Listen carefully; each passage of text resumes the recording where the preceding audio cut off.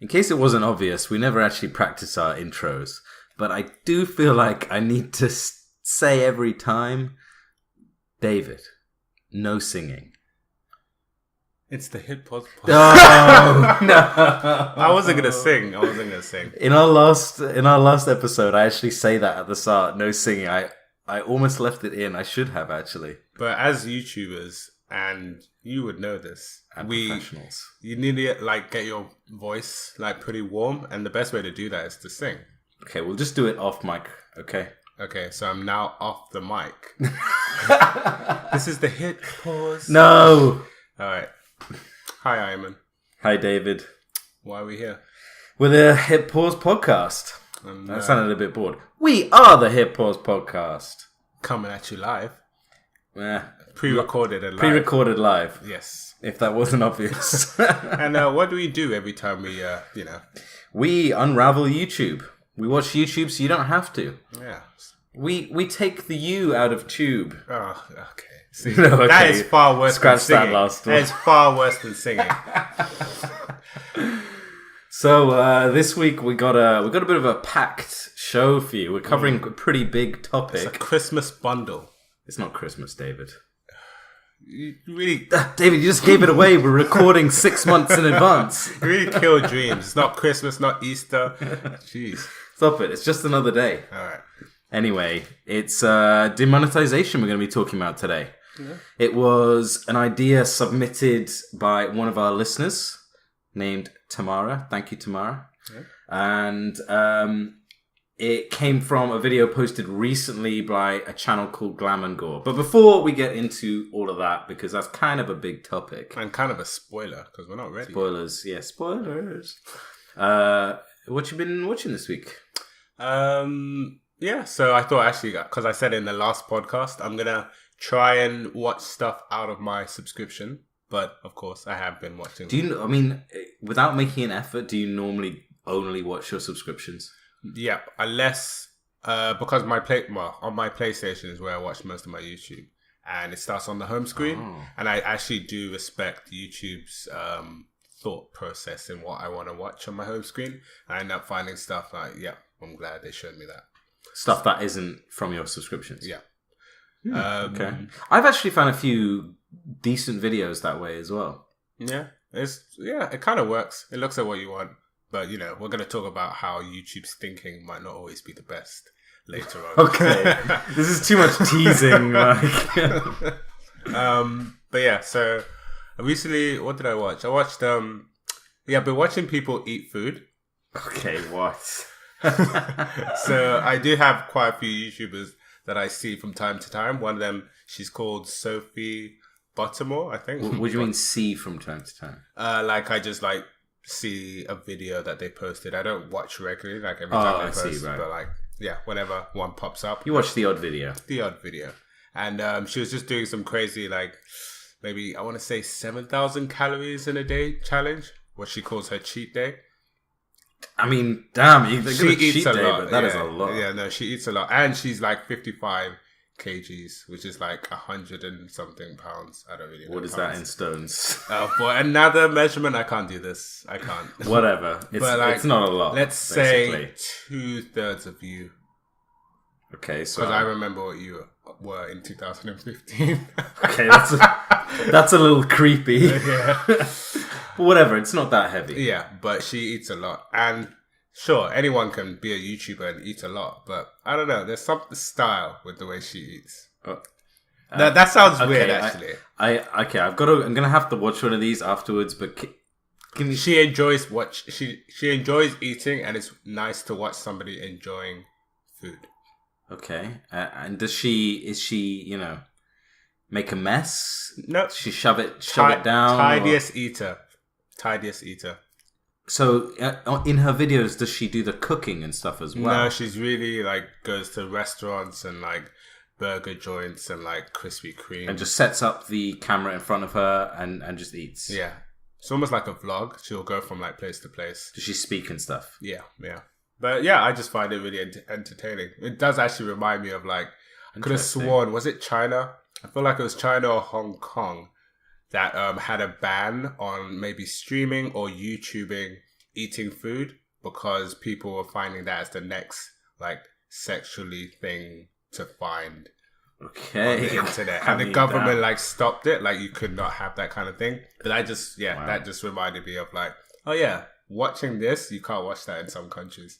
That is crazy. But if you take everything else away, I mean, I guess people do whatever they can. Yeah, it's an entertaining video. I'll try and remember to link that. Okay, fine. What else? So Jake Paul's on tour. Okay. So I've heard a bit about Jake Paul's tour because he's plugging it in everything for ages. Yeah, and I don't even watch his videos anymore. No, fair enough. There's not any reason to because he's clearly got like pre-recorded videos whilst he's on tour. Or not pre-recorded, but not as much effort. They're not vlogs. Right. It's all that clown nonsense. Yeah, like storyline, whatever. What does he do on tour? So I'm actually, not that I'm impressed, but I'm impressed. So I don't know, David. It sounds a lot like you're impressed. They've been posting a lot of new songs, and someone is listening to what we said back in the day.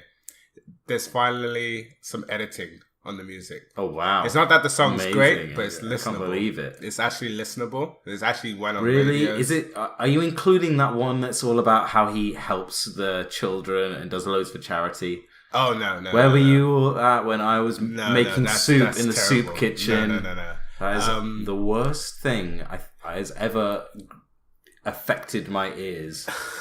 They've changed since. They've got they got 2 rappers to join them. Sunny, who's some rich teenager girl. She's been in some of their videos. She sings way better than the rest. And so they put out some good songs. Obviously, they needed it for the show. Right. And in the show, where I'm a bit impressed is it's not just music. So they've got like scenes. It's almost like theater in a childish kind of way. So they'll be like, Chad will come on stage and he's like sad about something, and then the rest will come. Like there's a bit of a storyline to it. Okay, then there's the music. Fine. It's almost like watching literally High School Musical. Okay. So I give them credit for that creativity. They needed it obviously for a tour, and I mean when they got such bad music, you gotta have something else. Yeah, it's everyday, bro. It can't last forever. So. Yeah. Okay. I'm not gonna watch it. No. But... I actually didn't watch the tour on YouTube. I just saw a video of like pre-recorded Snapchats to get the real deal of like that unedited stuff of like how it was. And I was gonna say it was pretty good. Okay, fair enough. They're doing a lot of states, so credit to them for breaking out of the YouTube thing. Till Team 10 falls apart. And should be any day soon. And then the last thing that I've been watching is a guy called Wolfie Raps. And he's some guy who I've never heard before till I realized he was actually in some stupid like Jake Paul controversy. They were like, no, everyone is. I think they went to a YouTube event. And they were like fighting outside the hotel room or whatever. What, him and Jake? Well, they were about to. It's not even that big a deal, but the internet thought it was. Okay. So, but Wolfie Raps... Of course the internet thought it was. Wolfie Raps, he's actually pretty funny. I thought he was just going to be like another rice gum kind of guy. But he's really funny. And the thing that I take the most from his videos, I've never seen such good editing. Like... Editing only in one sense though. From every time he's loud, there's no like brief silence. He'll just cut to the next time he's loud. And he does it so well, so you don't get a break. And that's like for 10 minutes. That sounds exhausting. It is, but it works. Because I can't just like look away. Because there's no downtime. And I just had to throw it out there. I'm impressed. Really? More impressed than the... Are we going to see some videos like that on your channel then, huh, David? I would have to scream a lot. Yo, I mean, that's basically it. Yeah. But, he just... Scream a lot and cut between the screaming. Yeah, he does stupid, like, random challenges, like the most saltiest drink or whatever. I think I saw that one, the saltiest drink. But, his energy levels. I think that's what I like at the end of the day. Yeah, fair enough. Yeah, that's my YouTube week. Okay. To be honest, I've actually not been watching that much this week, apart from videos about demonetisation. Jeez, talk about a guy who just does his job. So, okay, I know, right? But there is one style of video I've been watching other than that. And and it's this whole weird. Again, I've gone in this whole weird genre. Yeah. But there's this whole thing called vaporwave. Okay, vaporwave is basically like it's just this aesthetic. Although aesthetic is a name for another very similar thing. It's like vaporwave / aesthetic, but it also includes music. Okay. So it's this kind of look of like glitchy late 80s, early 90s internet culture. So like old school Windows logos glitching out with palm trees and badly photoshopped stuff together. Like I've got I'll link a couple of images and stuff, but it's just a really cool. I think it's really cool, basically. Yeah, it's just a cool aesthetic. So is it purely that, and is it like imagine Bob Ross painting, but in that style? Like, is it that, or is there no? more, There's like, no painting or anything like that. It's literally just. How does it go from like one image to another? So actually, mostly it's just image based, right? But then on YouTube, there's all of these. So vaporwave is also like a style type of music as well. So you get all these live channels of 24/7 vaporwave music. Like those lo-fi kind of ones. And the music style is kind of sampled, glitched out, slowed down beats from the 80s, early 90s, put into like new things. So some of them sample like the Windows startup tune from Windows 98, stuff like that. And it's kind of quite downbeat, quite cool, quite chill. It's quite good to work to, actually. But then it just has this other side, which is all these images and stuff. There's a Reddit for it that are just like weird, interesting images. Huh. It's pretty cool. I'm starting to think that if we did this every week and say what we watch, that if you like made a graph out of it, I could see your mood over the year. Like, literally. Are you just being this because it's summer where we are? Yeah, that's actually definitely part of it, because it's got this like Miami Vice kind of vibe as well, with like palm trees in the images and lots of pink and stuff, which gives you a real like Miami 80s vibe, which makes you think of kind of summer and like. Hey. It's pretty weird. I mean, to be honest, just check out some of the music, because it's just quite good to listen to. We'll link a couple channels. I mean, we're getting really like confident in this. Like, oh yeah, we'll link that. Oh, we'll link that. We should really link that. If we don't link something, feel free to call us out. Okay. That doesn't solve the problem though. But yeah, we'll try. So yeah, that's basically all I've been watching for a while as well. I was getting into the. We did talk about the PewDiePie Alinity controversy last week.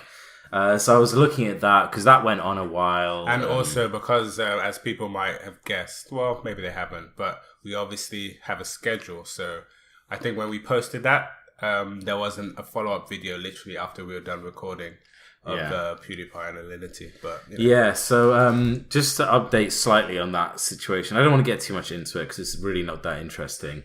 I mean, it is interesting. Keep listening.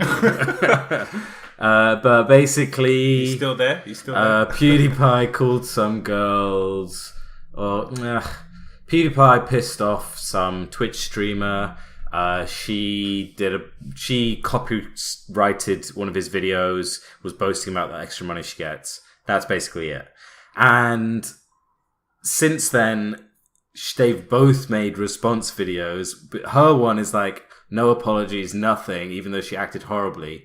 PewDiePie has apologized like a couple of times. But the most recent thing, which came out like yesterday, I actually saw this article over the weekend, but it was from Vice, Vice magazine. And they posted an article about it that was so stupid, ridiculous, one-sided, just absolutely misinformation, completely misrepresenting the situation. But they just basically... just hated on PewDiePie, painted him out as like the absolute worst. Oh, really? And like Alinity's done nothing wrong, and it was just terrible. I'm actually surprised if they were going to be narrow-minded that they went with PewDiePie's thing, considering the whole Canadian visa thing or whatever it was. Yeah, there was that as well. Like Alinity getting in trouble for might be getting in trouble for illegally getting into the country. Anyway. Yeah, where's that husband's YouTube channel? Yeah. I want to see that. I want to see him get into the drama. Yeah, my response to Alinity marrying me. Yeah. So basically, when I was reading this article in Vice at the weekend, I was reading it and going, "This is ridiculous." Oh my you're God. that guy on the train. Yeah. So the chief like, guys. Bumping to the guy next to you and the woman on the left. Like, you won't believe. You will not believe what they're saying about PewDiePie now. And literally the next day, PewDiePie put out a video just saying my exact thoughts. Like, do you know what come would be on, the best? Vice. You know what would be the best? He just posted the same video. The exact same video again. Yeah. So that it's not even that interesting of a situation. It just... Everybody, Alinity and Vice are both trying desperately to make PewDiePie look bad, but in the process are just making themselves look bad. And it's hilarious. And PewDiePie is there like, what the hell, guys? Why am I here? This is so stupid. Anyway, so that's about it, really. Yeah. There was one other thing that I was thinking, because I recently paid to watch a movie. Not that it necessarily came off YouTube Red, but so there's a movie called Where's the Money? That's I think it's a King Batch movie, and like Logan Paul's in it and a couple other some actors and then some people from Vine as well. It just made me think, why don't they sell or market videos on YouTube the same way you see everywhere else? Like, where's the drop in prices? Where's the like discount on this? Like, you do get discounts and offers sometimes. Like they actually do. I get emails from it. You actually get emails on it? Because I was thinking, they're like, do I have to find the deals? I know it'd be kind of spam to have it like on your homepage, like, this is now this price from. No, you need to go. So to be honest, so when you buy a movie through YouTube, you're actually kind of buying it through Google Play.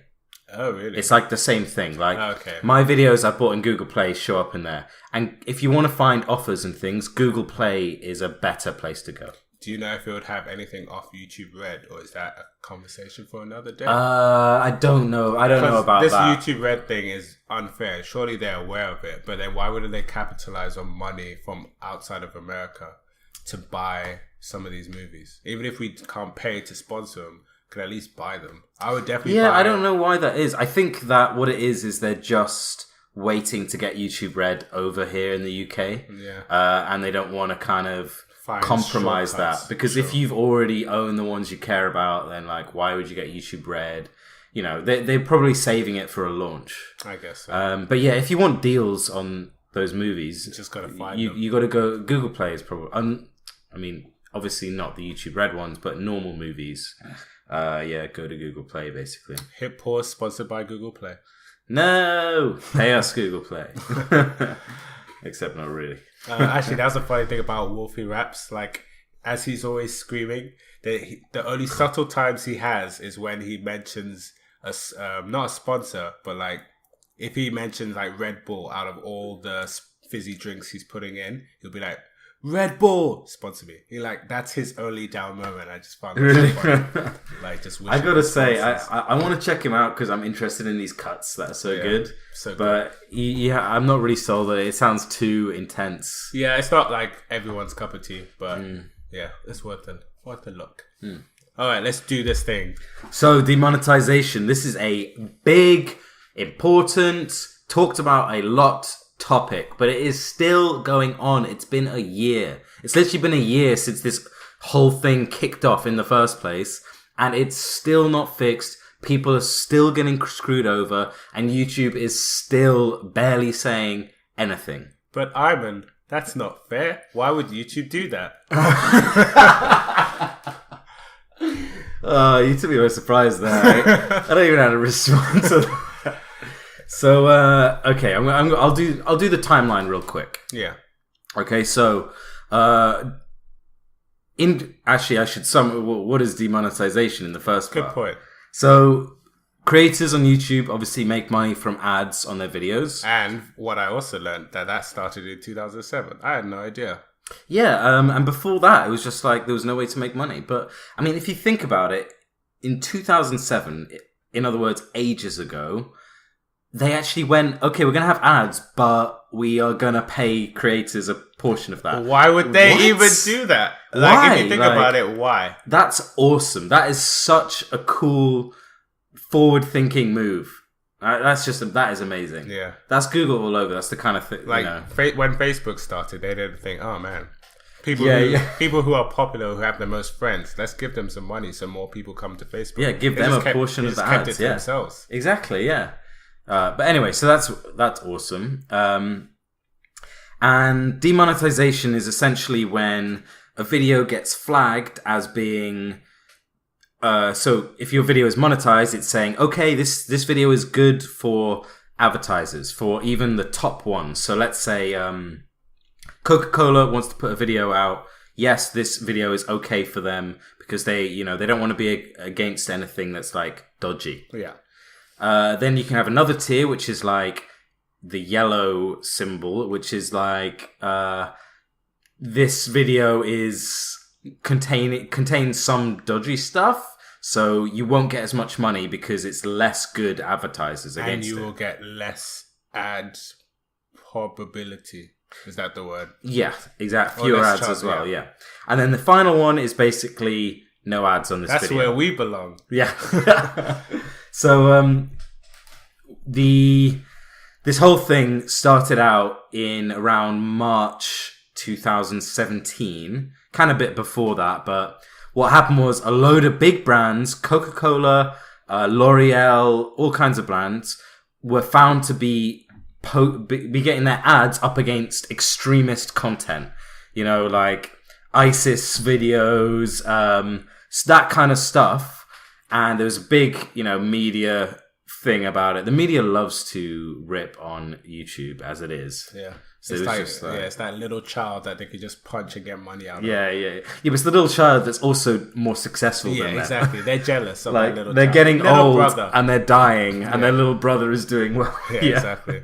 So they absolutely loved it. Loads of articles about it. And all these advertisers started pulling out of YouTube. Okay, so part of the reason for them doing that is genuinely that they didn't want to be against bad videos for obvious reasons. It's their brand after all. They don't want to mess it up by being against dodgy videos. Yeah. But a part of this as well, and this is a bit of like, this is kind of conjecture a little bit, but is because before that point, all of the power was with YouTube.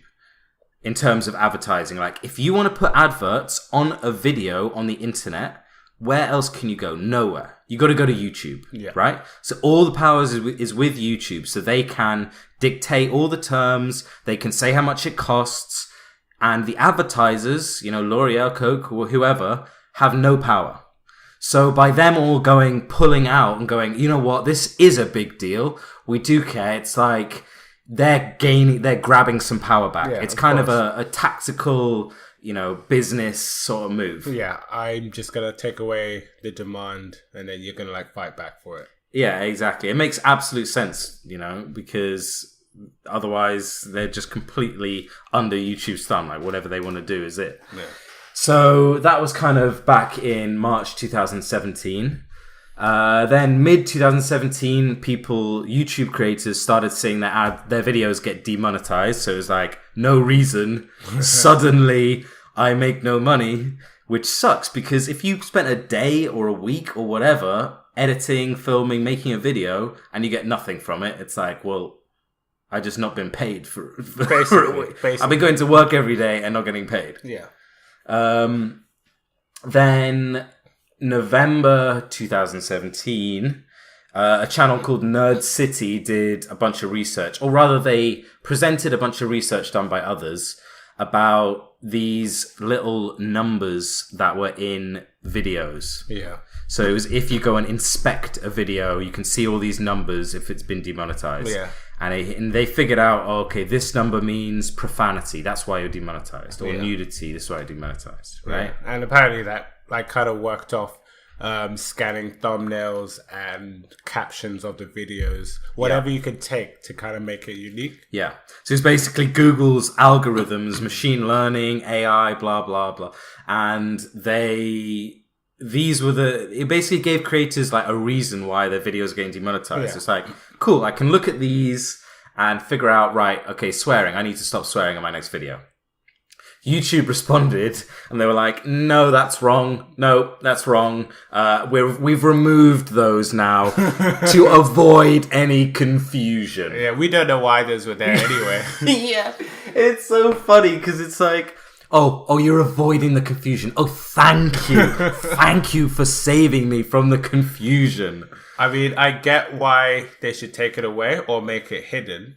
Because one, that's how people exploit it. The same way people know how making stuff red or highlighted with arrows and thumbnails actually helps your video get pushed up in terms of under search.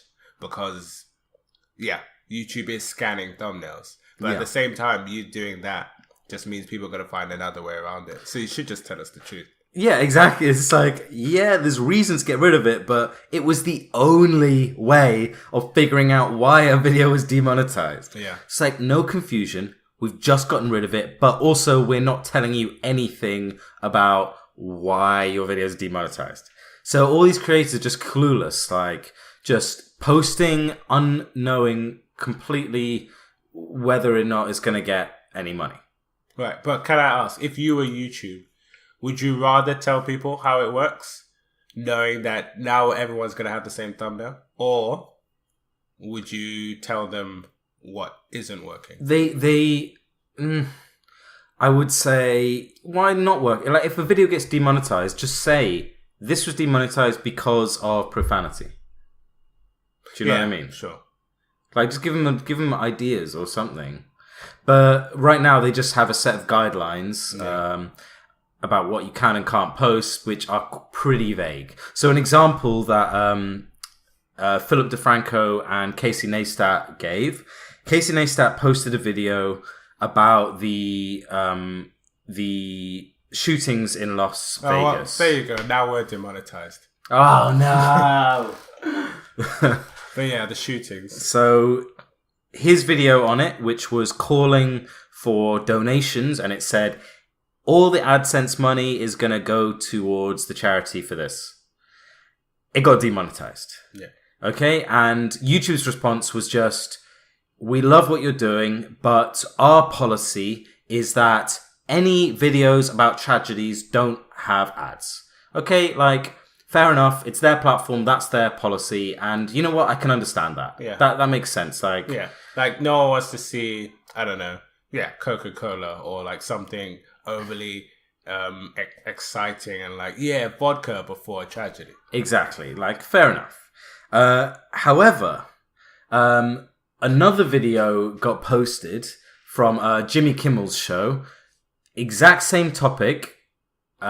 Also calling for charity and stuff. His video wasn't demonetized. Yeah. So then everyone was annoyed, like, they're favoring mainstream media, blah. But I kind of agree with that. Like, if you're going to have a policy, like, stick to the policy, right? Yeah. But I also believe that they are favoritizing.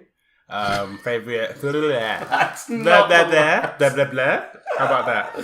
They are they have their favorites. That's for sure. Oh, yeah. Yeah. And how that works, how you become a favorite is beyond me. Look, YouTube wants to be TV. So if it's Jimmy Kimmel, he's from the TV. Yeah, we're going to treat him good. But then Jake Paul's still got the thing where people have been posting or like complaining to YouTube that I had a bikini in my thumbnail, but look at Jake Paul. He's completely fine. Yeah, they're just not, it's just not clear. And it's like, it just makes, maybe if they were a little more clear and they explained a bit more, then it would be obvious that they weren't favoritism? Oh, look, the curse is real. But you know, right now it just looks like, well, you guys are obviously okay with Jimmy Kimmel and Jake Paul. Like, why? Okay. How did that turn out, by the way, for his brother, Logan? Like, you really favorited that. Anyway, so, since then, they have posted a bunch of updates and things, but they really haven't said much. So one of the things that the CEO of YouTube was like, one of the things we want to do this year, 2018, is we want to get better at communication. I do like that. Communication is good. I agree. We're want to get better, so we're gonna be updating everyone once a quarter. I was like, what? Once a quarter? Like, come on, dude. Hey, that is good marketing. You put that on YouTube like live, everyone's gonna be waiting to see it. Yeah. So there was that, and they say that they've and this April they posted something saying that they have reduced the number of monetization appeals by 50%.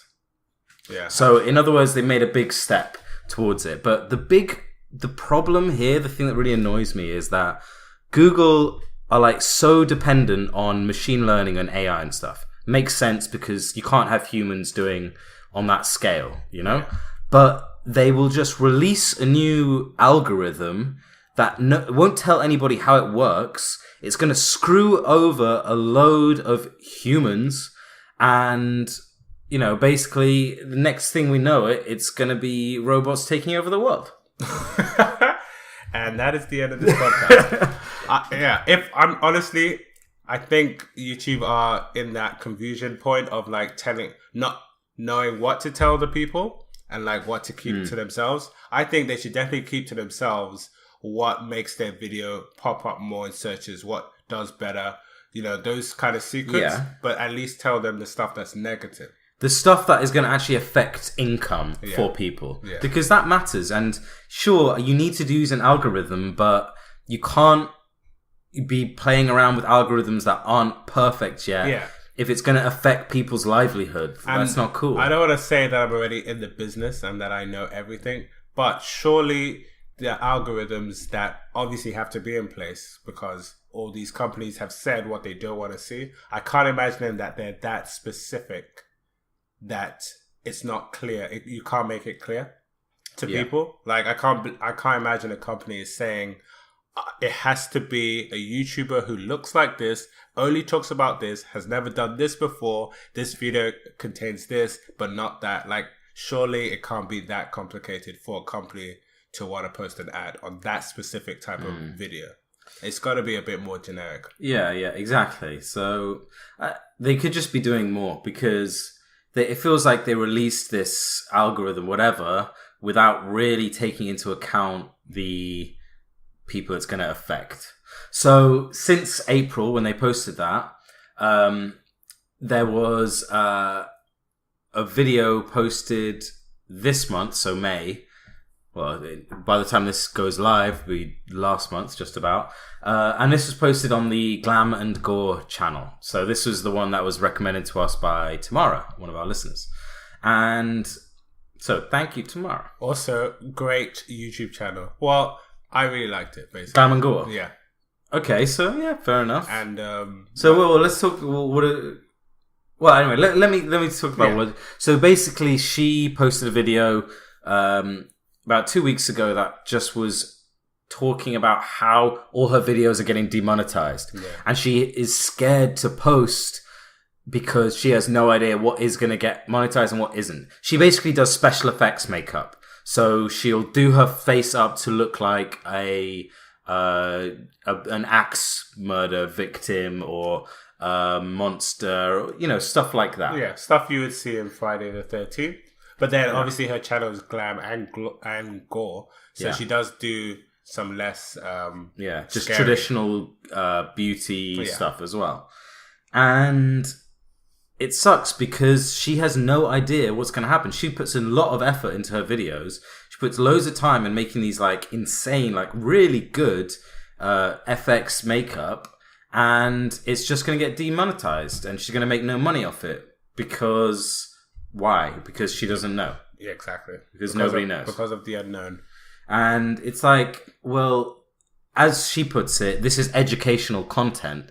This isn't me posting about some horrible thing. And yeah, sure, I may look like I've got a bloody face and everything, but... in no way am I showing violence or telling people to... Yeah, or condoning it. Exactly. Or it's literally education. Like, this is how you would make yourself look like a monster, And that video that she explains it, she does sarcastically put nice words for the sake of the caption instead of gory or offensive words, just to test how YouTube would react. So she's like, I'm going to put some rainbows on my face now, but she's putting like blood on her face. Yeah, or cupcakes. It was kind of funny. It was pretty funny.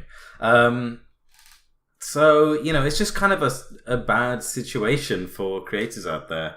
It's improving. I think they are improving, but at the end of the day, YouTube obviously just doesn't really know what to do. It's a messy job. Like, let's be honest. Yeah. If we worked there, it's not like we could nail it in a day. Like, you gotta feel where YouTube's coming from. Yeah. But you're in that mess, so you gotta like fix it. I mean, that's the thing as well. They've got a balance between they need to make money, they need to get advertisers on the platform, otherwise everybody's gonna fail. If no advertisers want to come to YouTube, then nobody is going to make any money. And if we know Google, like we know Google, if something's not working, they'll tank it and move on to something else. Yeah, exactly. Like, that's it. I'm pretty sure they wouldn't mind. Yeah. So, they've got to balance that and making sure that their creators are happy and well looked after. So, it's not easy. Yeah, it's not an easy job. But there is a starting point, an easy starting point. Maybe not an easy solution, but there's a thing you can do to like calm the masses. That 50% thing, I mean, that's just a number. Yeah, you can't really tell. Yeah, exactly. I would love like clear examples from them rather than the YouTubers saying, "Oh yeah, I suppose it's kind of working." Yeah, let them show us. That's the first step. I mean, one of the things that a lot of YouTubers have learned now is don't just rely on YouTube ad revenue because it's going to go up and down. Yeah. Basically. Sometimes all this stuff is good for us at the end of the day. Like how competition is good for companies to think, oh, actually, we're not the number one thing. Yeah. The same way YouTubers should think, you got to do more than one thing. Yeah, it's not easy, obviously. Like no one really has two jobs all the time. But you could consider thinking outside of YouTube as a second job. So at the same time, that's not easy, but you got to do it. Mm. So what do you think of the Glam and Gore channel? You said you like it. Yeah, well, actually, maybe that was like a too early of a statement. I think I just really like her voiceover. I think, it's like similar to like when we covered ASMR. I think she's got a really soothing voice. Yeah, she does have a good voice, yeah. I don't really like her channel. I think actually we might cover Glam and Gore in a future episode, so I don't want to talk too much, but it's not my kind of thing, obviously, but I quite like her. She's likable and obviously is good at what she does. Yeah, I can see where the talent is. I can see what the fans would like. I'd monetize her. For sure. That should be our, like, when we get back to doing YouTubers again, I'd monetize that. Yeah. So ratings, monetize, demonetize, yellow symbol. And on that note as well, I think his name was Moses. He also commented on one of our videos a while ago. Thank you, Moses. Hope you're listening. Yep. Saying that could we cover Smosh as well? So yeah, we'll definitely. Yeah, I think we might. That to the we'll be doing Smosh and Glam and Gore / beauty YouTubers.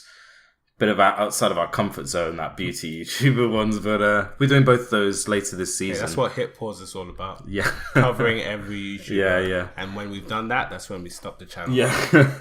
So the last thing we want to talk about very briefly is just the other day, about a week ago, a YouTuber that we're both big fans of, TotalBiscuit, otherwise known as John Bain, actually passed away. So he's had cancer for quite a while now. In fact, he actually outlived the expectations of the doctors.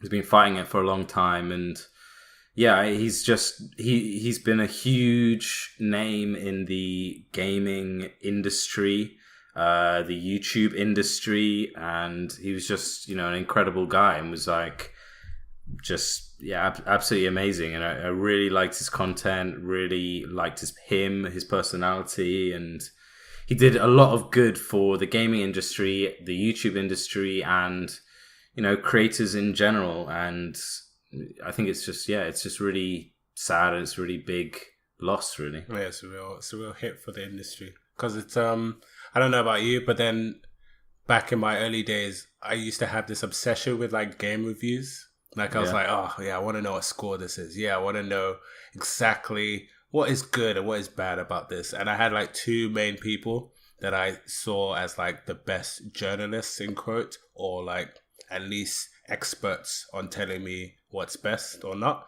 And it was Adam Sessler, and TotalBiscuit. And TotalBiscuit is, he's obviously made a difference for the industry. He's shaped up some companies. He's big time. He's changed it in a way that, you know, puts power on journalism and that everyone thinks is dying. He's always a huge advocate for just consumers being smarter and holding companies accountable, and which are all like incredibly good things. But he was also so humble as well, and like he would always make jokes about when he's talking seriously about, you know, industry issues, and we're getting charged to pay for downloadable content and things. And he'd always be really tongue in cheek, like, well, you know, not that any of this really matters, but it's just a big loss. So I'm really sorry to see him go. Really, there are some. Not all of his videos, for those, we did cover him in a podcast, but for those who might not have actually seen any of his videos, because I went to Comic-Con in the weekend and some people just hadn't heard of him. But not all of his videos are just like game reviews. You can find some fun ones where he's actually playing with his wife, Gemma. Those are nice. Those are really nice to like just watch. But if you want to hear more about our thoughts on him, like David said, we do have a past episode all about TotalBiscuit. And I'll put my favorite. This one I'll remember. I'll put my favorite video of TotalBiscuit in the link as well. So just watch that one video just as a you know, sign of respect for the guy. Anyway, sad times. Moving on, the last thing I want to say is please leave us a review on iTunes. If you're listening on there, please just hit subscribe if you can, or just don't even do that and just leave us a review. When podcasts first go live on iTunes, it makes a huge difference. We currently, you know, we need to get a minimum number of views for our thing to show up in the search results, and it just helps us out in many different ways. Just literally clicking that 5-star button. You don't even have to write anything. It will be a huge help to us. So please, please, please do that. If you're an Android user or whatever, you don't have anything to do. You just subscribe, please. All the Apple people got to do the work. But you can find us on any Android, anywhere you get your podcasts, or also on SoundCloud, iTunes, like I said, or you can just watch us on YouTube. You can also get in touch with David at... my mailbox is CR4. You can find me on Twitter at SoNotDavid. And you can write to me. My address is 22 Oxford Lane. I'm on Twitter as @Glyphix. So those are in the description of our podcast. This description list is ridiculously big now. I mean, if you've got any suggestions, you know, we've already had a couple of good suggestions from Tamara and from Moses as well, but which we're going to be covering in the coming weeks. But if you have any others, any particular YouTubers you want us to cover, any topics, whatever. Let us do the homework for you. That's what we're here for. All right. Thanks for listening. See ya.